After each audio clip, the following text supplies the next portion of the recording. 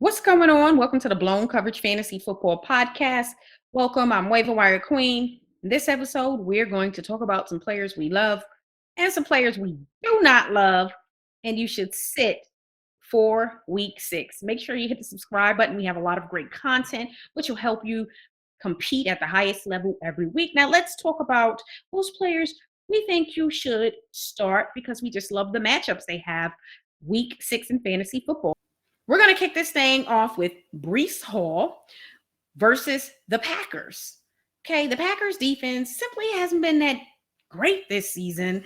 They haven't been great on both sides of the football. They've been giving up over 120 rushing yards per game this season. Breece Hall is clearly the starting running back for the Jets. Michael Carter's touches have slightly gone down every week. His snap percentage has gone down as well, while Breece Hall's has gone up, which is very good. We talked about Breece Hall end up being the guy at some point during this season. Thought it would start the beginning of the season, but we're only in week 6 and we're starting to see that trend of Breece Hall being the lead back for the New York Jets. And again, this is a very good matchup. Breece Hall is going to be involved rushing the ball and receiving the ball. So if you have Breece confidence, don't sweat it. Start him against the Packers. This may end up being one of his best games so far statistically for the 2022 season. Let's keep this thing going with Michael Pittman Jr. versus the Jacksonville Jaguars. I like Michael Pittman Jr. this week. I do not love his quarterback, Matt Ryan. Matt Ryan has simply stunk it up for the most part this season. And Pittman can be doing much better, but honestly, Matt Ryan is on pace to have a worse season than Carson Wentz did last season statistically for the Colts. So I guess that's not going in their favor. So far in the season, Pittman has 25 receptions for 283 yards and 1 touchdown. He didn't play week 2 versus the Jaguars. A.J. Brown have had a very good game versus them. The Jaguars defense is much improved this season, but I don't think it's going to be improved enough to stop Michael Pittman from having one of his better games this year. Dalvin Cook versus the Dolphins. We really love Dalvin Cook this week. The Dolphins, wow, their defense went from a very good defense the last 2 seasons to one of the worst defenses this year.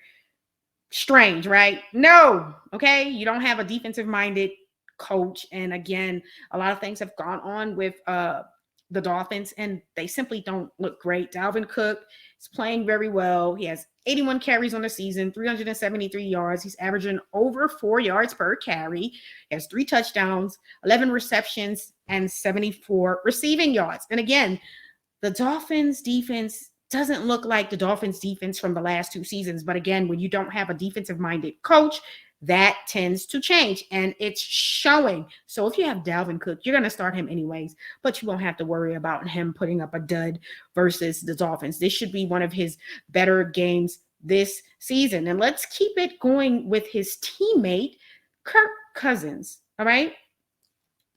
I think this is going to be a better game for Kirk. Kirk has been kind of up and down the last few weeks, but I think this will be a much better game for him. Lamar Jackson lit the Dolphins up for 318 yards, 3 touchdowns, and rushed for over 119 yards and 1 rushing touchdown. Joe Burrow has been up and down this season, more on the inconsistent side, but he threw for over 287 yards and had 2 touchdowns versus the Dolphins. It was one of his better seasons. This will be a much better game for Kirk Cousins than the last 2 games, okay? So, again, I'll say it again. The Dolphins' defense clearly hasn't performed like the defense of the past 2 seasons. So I'm expecting Kirk Cousins to have a very good game. Dalvin Cook, and you already know Jefferson is going to have a Jefferson-type game this week. And we just want to see Jefferson get a touchdown. Okay, he can get all the damn yards. We want a touchdown, damn it. Saquon Barkley. I love Saquon Barkley every week, but I love Saquon Barkley this week versus the Ravens. When you think of the Ravens, you typically think, oh my God, this is a very good defense. And the same with the Steelers. You're like, oh, yes, they're known for defense. Well, those two defenses simply haven't been great the last two seasons, I'll say. The Ravens defense just, they're okay. Nothing to be, high on in fantasy football, okay?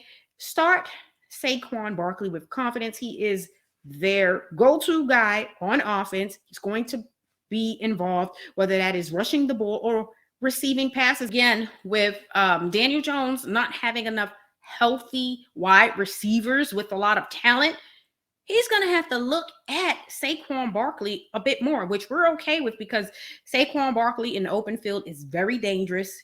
We watched that week 5 versus the Packers.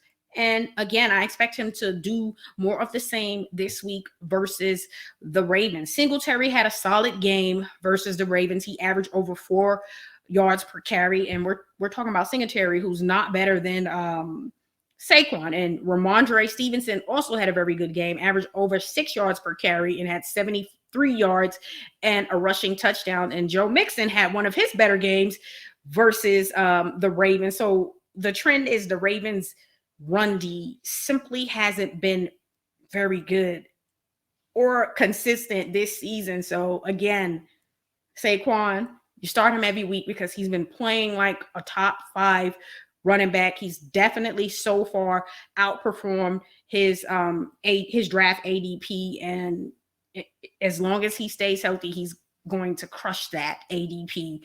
And if you have him, you should be very, very happy.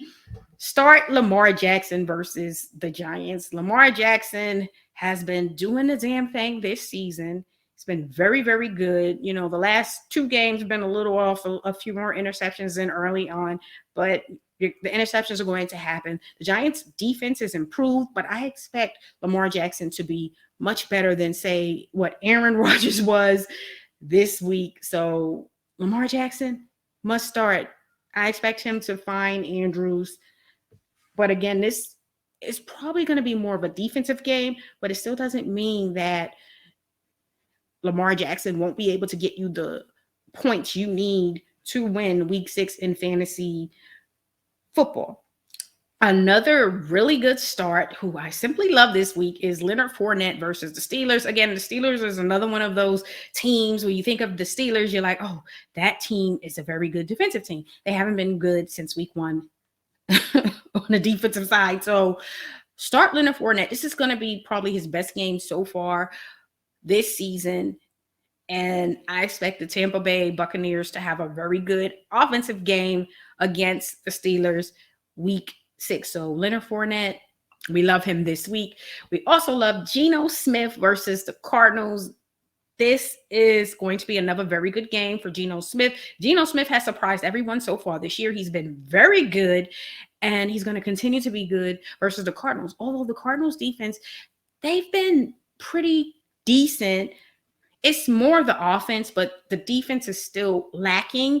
Okay, Carr threw for 252 and a touchdown. Mahomes 360 and 5 touchdowns. Baker Mayfield had one of his better games. So Baker Mayfield, who has just been terrible the last few years, can have one of his better games versus the Cardinals. And Geno Smith, who has been very consistent this year, Geno Smith is going to have a very good game. He has some very good weapons who he's been getting the ball.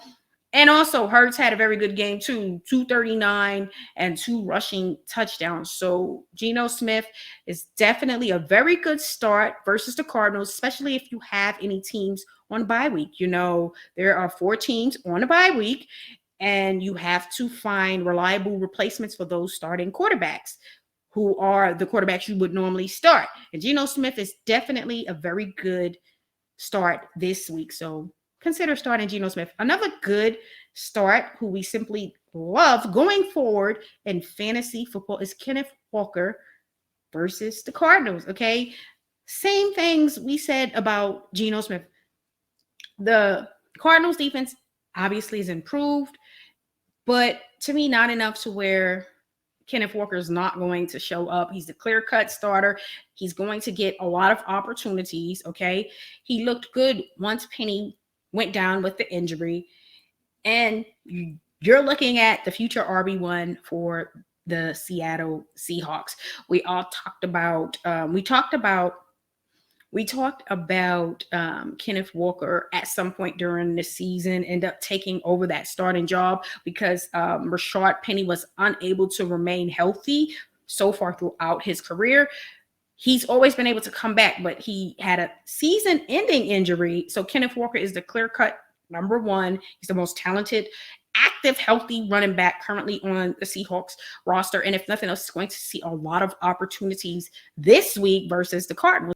So let's talk about the players we simply do not like this week who should be on the end of your bench. We're going to start this thing off with Joe Burrow versus the Saints. Yes, we've had high expectations for Joe Burrow going into the season for the whole Cincinnati offense, but they simply haven't lived up to it. It's been a lot of inconsistent play. Joe Burrow's getting sacked still. We thought that offensive line was supposed to be much improved, but the Saints defense, they haven't been as good as they have in past seasons, but still a very tough defense and a tough matchup for Cincinnati. So far in the season, they have 10 sacks. So I expect to see them put a lot of pressure on Joe Burrow, 1 interception and 5 fumbles recovered this year. They're going to put that pressure on that Cincinnati O-line that we thought would be much improved this year, but so far, not enough to where Joe Burrow has enough time consistently to throw the football, which he wants to throw the football down the field on most cases to Jamar Chase. And again, we thought that offense would come out and just be amazing, but so far, and it just hasn't happened. Another player who should be all the way on the end of your bench, I've sat him the last 2 weeks, and I have him on my 2022 fantasy football bust list so far through 6 weeks. It's Najee Harris versus the Bucs. Okay, the Pittsburgh offensive line is terrible. Okay, that's one thing. He hasn't been good this season, although he ranked in the top 10 running backs last year. He didn't even average over 4 yards per carry. It was like 3.7 yards per carry, which isn't very good in my opinion. If you're not averaging over 4, it's just not good. But he had a lot of opportunities. The volume was there. I honestly thought he was better receiving the ball than rushing the ball. He's more efficient. So this year just hasn't been good at all. The whole offense just simply not good right now, but it should improve with Kenny Pickett now as the starting quarterback, but not enough to trust Najee Harris week 6 versus the Bucs. Just don't even do it. It's okay to put him on the bench because you probably have been sitting him the last 2 weeks because he's right now a liability. It's going to take him to be on your bench and have a good game for you to trust that you should put him back in your starting lineup because, again, he simply hasn't played well enough to be in your starting lineup, and you don't have confidence in him, and I'm okay with that because I have him on my bench, and he will be on my bench this week. The Bucs run defense is still really good. Not as good as what it's been the previous 2 years, but it's still a solid run defense. And when you factor in the offensive line and the terrible play offensive-wise, you just don't want to take that chance because it's not going to end well for you. Another player who you need to sit all the way at the end of your bench because I'm sitting him. I'm tired. Clyde Edwards-Helaire. Just do not start him versus the Bills. I just don't like it. It's a damn committee. And when I say a committee, it's going to be Clyde getting some touches and somebody else, and you don't know who else because 1 week is Isaiah, then the next week is McKinnon. You don't know who it's going to be. Just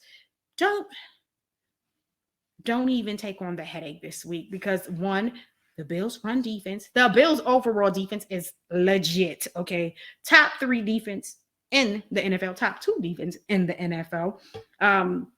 Edwards-Helaire played his lowest snaps week 5.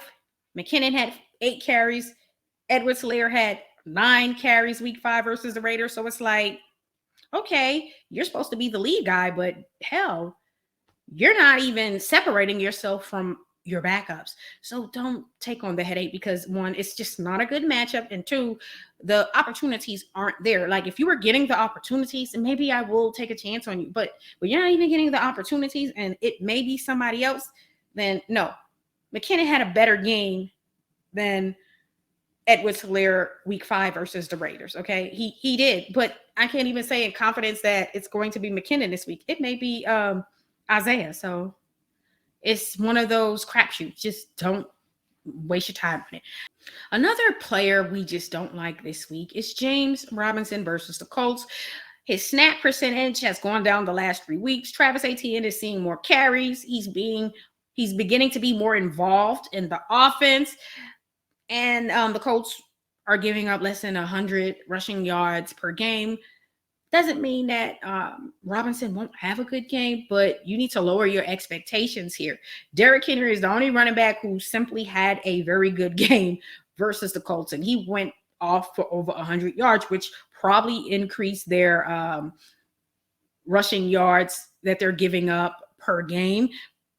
Clyde Edwards-Helaire rushed 7 times, didn't have a damn yard. So that should tell you what you need to know. And then Melvin Gordon averaged what? A little over 3 yards per carry versus them. Just, it's going to be a headache. And then again, with ETN getting more involved, it's just like, oh my God, what do you do here? Like, you don't know what the hell's going to happen week to week. All right, y'all, leave some comments and let me know your thoughts on the players we like and love for you to start this week, and the players we just do not like for you to start this week, because it's high risk and it ain't going to be a good reward for starting these guys. Make sure you hit the subscribe button. We have a lot of great content, which will help you prepare every week in fantasy football. I'll see you guys on Monday for our week 7 waiver wire ads. Have a great weekend.